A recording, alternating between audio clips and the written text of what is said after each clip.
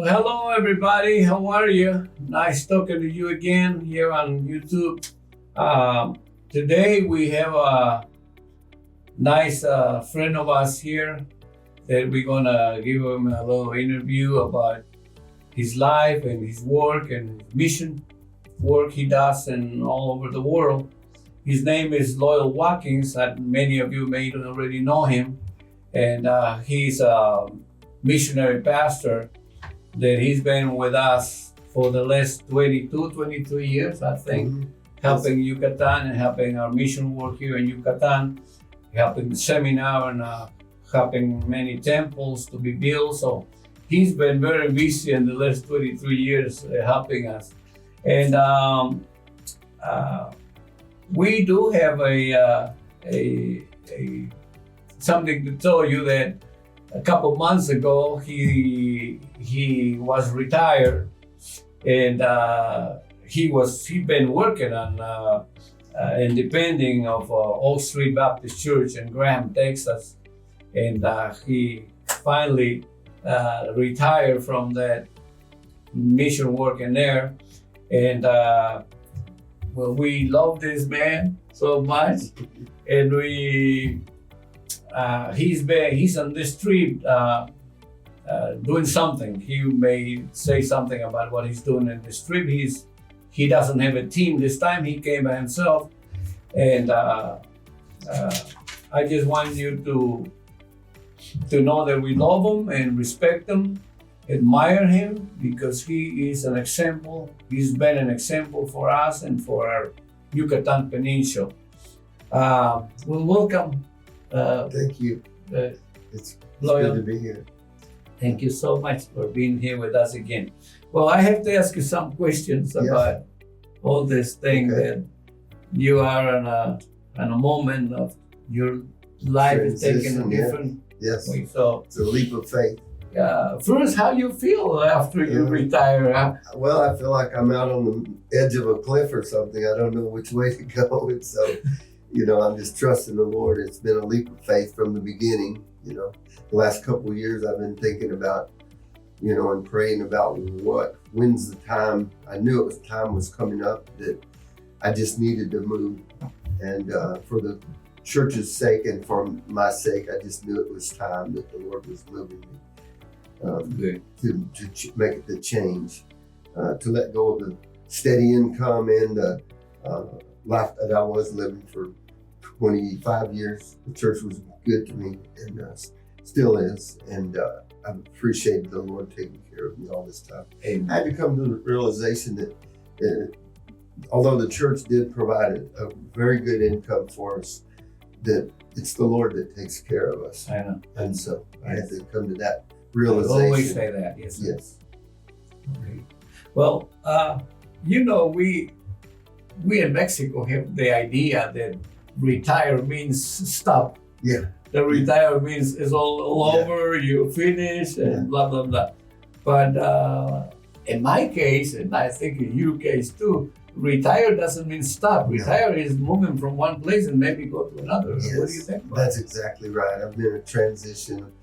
I'm here to try to determine if this is the right place that the Lord wants me, because I know there's no stopping.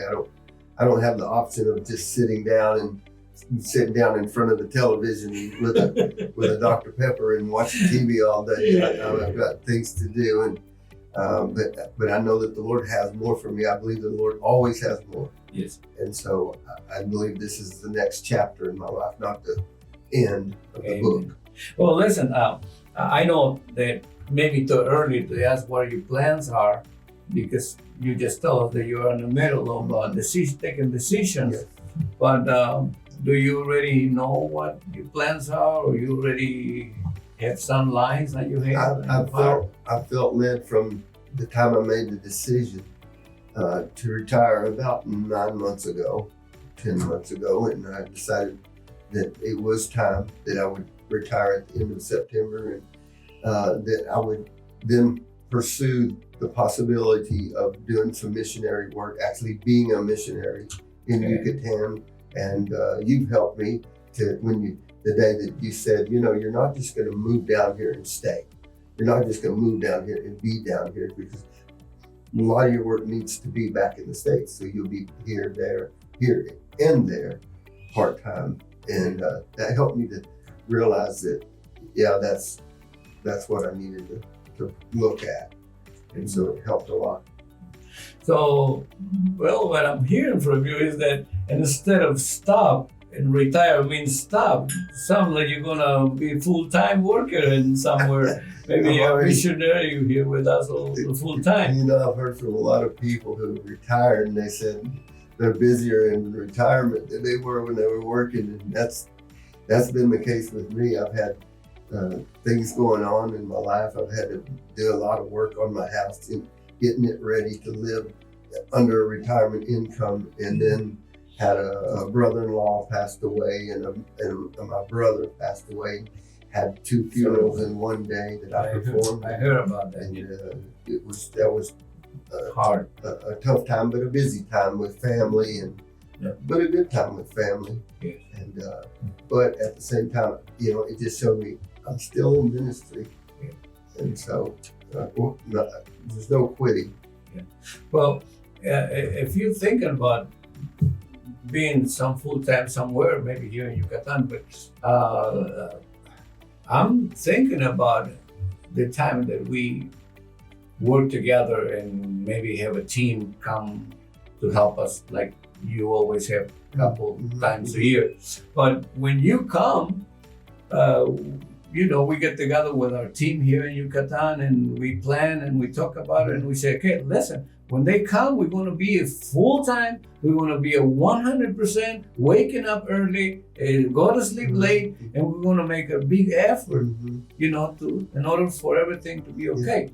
But you can handle that for a week or two, but when it goes, more and more and more, and then every day you're going to do that, then it's going to be more, harder than normal. In my desire, my vision, I guess, if this works the way that I feel the Lord leading, there'll be more groups, and it'll be busier, and we'll need a bigger team, and we'll need more help. But don't tell me that, man, because I'm up to here already. Yeah. I know you are, but I want to be helped. I know. And I want to take some of the load off and put it on David. Well, I know you've been helping us so long, and you've been this week visiting places where we've been helped already before. Some churches already built, some pastors already pastoring churches, and some new missions being open. We've had so many fruit, results from your help you've been giving us. How do you feel about that? What did you see this week where you went? From the very beginning, the work in Yucatan has been very rewarding. To see that when we come, the field is ripe to harvest, and that the work we're doing are steps toward the actual fulfillment of the Great Commission, because we're starting churches that will reach their own people. Instead of us doing a big crusade somewhere in the city and reaching a few people that get saved at the next crusade as well, So that's what we want to do. In 23 years, I've never seen another group of people, another ministry that's doing what we do. Now, there may be here, but I've never seen it in 23 years. People who are starting churches in the village that don't have an evangelical witness. And there are a lot of unreached, unchurched villages. Well, we have so many places still don't have any evangelical work. My wife is a supervisor of TV schools, the little towns. Matter of fact, that's why we have Kingdom Connectors. And Kingdom Connectors, one of our policies was to go and help in places where there will be less than 1,000 people, not more than 1,000, or don't go to the big cities already, but to the places where really need help. And you've been, really been help doing that in our communities. So we really wish to to keep your help somehow and to keep you with us. We love you, you know that, and we are still wanted to go hand by hand. I know it's going to be more work, but you know, Jesus is about to come. We don't have much time anymore. And on a seminar we have a seminar here and we have a seminar online, but at least 70% of our people, our students, speak Mayan. That's why, because we wanted to go to the Mayan little places where many places they're only Maya speaking. And then, as you saw, some of our students this week, they speak in Maya. Yes. They talk in Maya. They evangelize in Maya language. Yes. And so you really going and doing the job where it's needed. I used to do evangelist campaigns when I first started to be a leader and gospel. And we used to go to the big cities and go to the blah, blah, and go to the big hotels and fight, and stuff. But we really wouldn't do it much because everybody go there. But what we're hitting right now is the villages and the jungle where there's not much to do, not much, Right. restaurants or any of that. Right. Yeah. Well, we feel like we've struck a gold mine when we do this for the gospel. Partnering with you and your team, we've brought many teams and gone into these villages. And the thing that I've just enjoyed so much is that the guys that you're training up in the seminary are ready to start a church. Yes. And you have a team ready that will go in there if we will join them. If a group from the States or wherever they come from, a mission team will come and spend a week and help them stir the waters and evangelize in a village, and then come back the next year and maybe send a little bit of support. Yeah. The church grows fast. Yes, right. And one of the things, Loyall, is that when we start to have the different needs of our work here in the peninsula, one of the biggest need was leaders. Because you can go and evangelize and have good results. 20 people accepted Christ, 40 people, 100 people, sometimes more. But they are little kids. They need father. They need support. Yeah. And when you don't have enough leaders to support that work, then everything goes down because you don't know if you don't attend them. And that's one of the things that we are focusing also on, making leaders, making pastors, making people to support the work we're doing. So we doing some job already. We're doing some, but if you people will help us to do more, man, we are in a place where the job is need to be done. Yes. And I think that you know that there are times where you can do things on several different places. Like you would be doing things right now in Mexico City or the places where they don't, in Michoacan, where they don't let you evangelize, they close in temples. But in Yucatan, man, we're open. Yes. Our people is right open. For 23 years, the field has been ripe in the harvest. Wherever we go, we evangelize and people come to the Lord so readily. They're so hungry and ready and want to come to Jesus and want to be part of the church. Yes, right. And I know for about 20 years we worked in Crimea.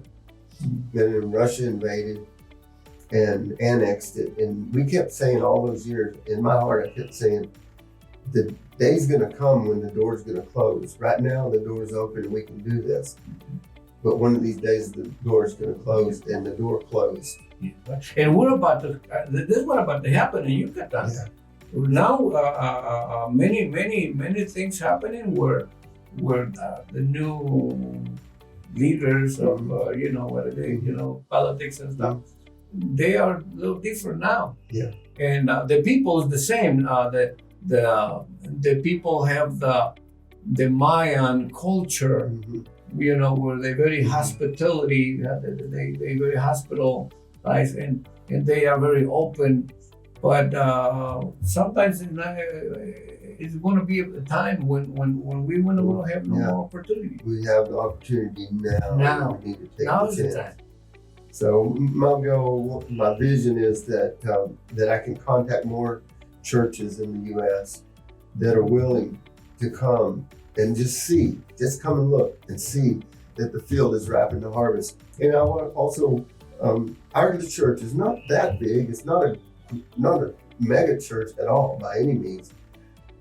But we decided we were going to do great things for the Lord, and the Lord has granted us that desire. And I want to show other churches that they too can be an actual part of the fulfillment of the Great Commission. They can actually plant a church in another country, and and they actually can do it, and we should. If we're obeying the commands of the Lord to go and make disciples of all the nations, then we should be doing that. Amen. Well, Loyal, we just hope that your vision will include us, and not your vision, but God's vision. Well, Loyal, I preach on Matthew 10:41 and 42, I think, last time when I went to the United States. And because we were asking for some help. But on the verse says that if you have a prophet, you shall receive a reward of a prophet. Mm-hmm. What that means is that you're going to have the same reward that I will get if you help. Yeah. That means you don't even have to come, but help me to do the results. Yes. And my results will be your results. But at that time, I was telling these people, look, but that way you gotta take a good look at who you're helping. Yeah. Because sometimes you have so much on the places where they don't give you results. Right. Where they don't spend the money the right way.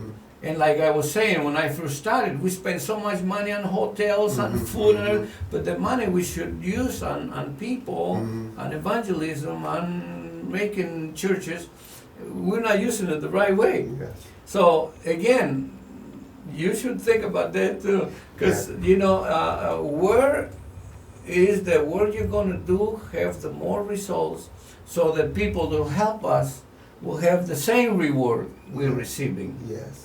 That's very important. That's why when every time I receive some money or whatever, like I told Pastor Joe, he sent $1,000. I send the receipt. Yeah.